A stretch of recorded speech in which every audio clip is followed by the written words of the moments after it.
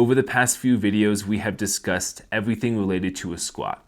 We've looked at how to analyze your own squat, we've looked at technique, and then mobility and strength-based compensations. But the truth is, if all you ever train is a squat, then you're training strength in a very narrow lane of motion. In real life, we don't always stay in that narrow lane. We will often branch out, and that is when people are more likely to notice problems with their ability to move. So today we are focusing on different areas that are squat adjacent movements that will help fill in the gaps that the regular back squat is lacking. Starting with unilateral strength, meaning strength on one leg or the other. Some common exercises that will incorporate this are a single leg squat or something like a kickstand squat. The goal here is you will bias one leg, meaning that you have to focus on the muscles in that leg specifically. With this, there is no cheating by shifting your weight to your stronger leg. If the leg you're working is weaker, it has to deal with that, and it has to improve over time and get stronger. Something else that a regular back squat will miss is pelvic stability. When we're on one leg, we have different muscles in the pelvis and hip that need to fire to maintain a neutral pelvis. Whereas if we're doing a basic squat with both legs planted, there is much less activity in these muscles because we have both sides to rely on for our balance.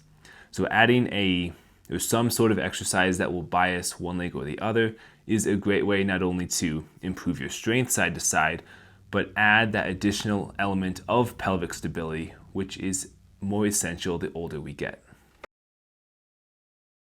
A hip hinge is debatably as important as the squat itself. What a hip hinge looks like is it will transfer the load from the leg, specifically with a squat, up into the hips and the core. Now the goal here is to strengthen those muscles and improve your ability to perform real life movements when lifting something from the ground or lifting a weight. I found that a lot of people cannot perform a hip hinge. They always rely on a squatting motion instead. It's important to learn both because depending on what you're lifting or in what stage of life you're in, you need to be able to pick and choose which movement pattern you need to use in order to lift that weight. Good options to perform a hip hinge are deadlifts and then something like a single leg RDL. Of course, technique matters a lot, especially if you're using the deadlift, because there is that risk of low back injury. The next category I'm calling an upright squat with an anterior load. Exercises that will incorporate this are a goblet squat or a front squat. Now the reason this is important is because unlike the regular squat, we have the load out in front of us. What this does is it allows us to get better depth with our squat, and it's much easier to maintain a neutral spine when lifting this way. Additionally, when we are lifting something in real life, the weight is almost never across your shoulders or your back, as it is with the back squat. But with something like a front squat, you are now mimicking real life lifting patterns. The weight is always in front of you, and it's important to maintain core stability and stability along the spine when you lift that weight. And training the front squat is going to help reinforce that movement pattern. Frontal plane movement refers to which plane of motion the body is moving through.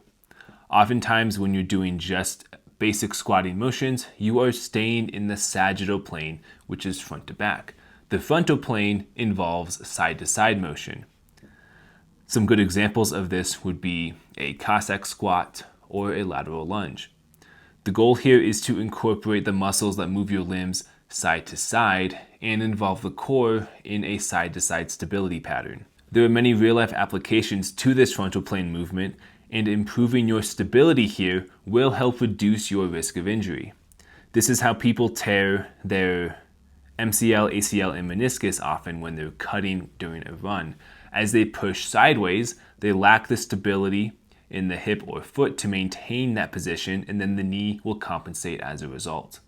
If your program consistently touches on all of these different categories, you're not just training the squat, you're training a resilient lower body. I hope you found that helpful. If you have any questions, go ahead and put those in the comment section and I will answer you as I am able. Otherwise, I will see you next time.